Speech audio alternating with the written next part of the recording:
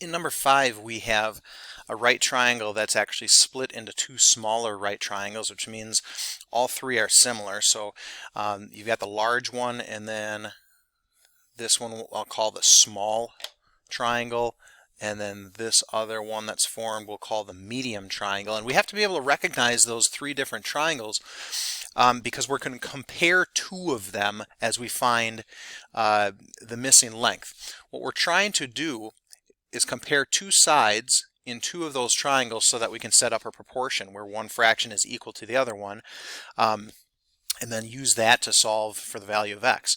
And so you have to first look at these and say, what do I know? Which sides, how many sides do I know in each of the triangles? So if I look at the largest triangle, we'll start there.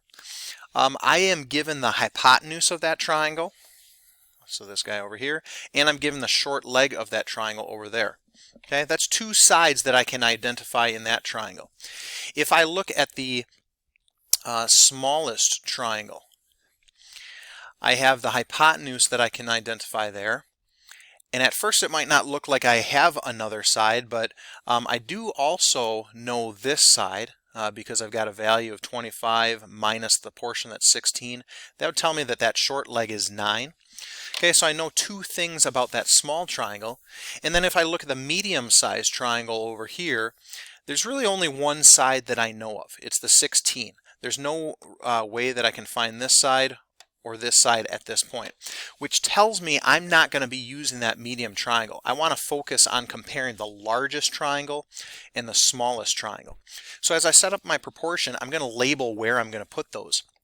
Let's say we're going to have the small triangle always be in the numerator, and the large triangle, we'll put that in the denominator. And then you also have to identify what are the parts within those triangles that you're going to compare. Okay, so we said that we knew the hypotenuse of both of those triangles. We'll put that here. And we knew the short leg from both of those triangles. We'll put that one here. And you don't really have to have had those in any order. You could have had large on top and small on bottom, or the short one on the left and the hypotenuse on the right, as long as you set up a structure so that you can keep it consistent when you start bringing values in. Now, the one other thing I think I'm going to do here is just on my diagram label that as 9 so I don't goof that up. So let's start plugging values in. Let's look at the small triangle and find the hypotenuse of that small triangle. That'll go in that spot.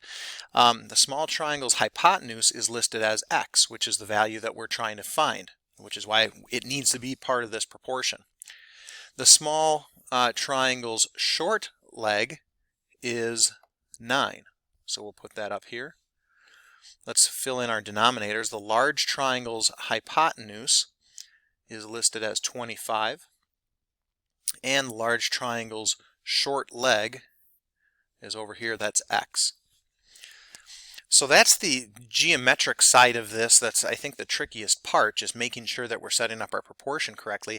At this point, it's just a matter of using cross products algebraically. So I'm going to take my x times x, so x squared, and I know that's a cross product that's going to be equal to the other cross product in a proportion. So 9 times 25 is 225. And now I'm just going to take the square root so that I can get x by itself. And if I do it on one side, I've got to do it on the other side. And x has to be 15. That's the length of this side over here.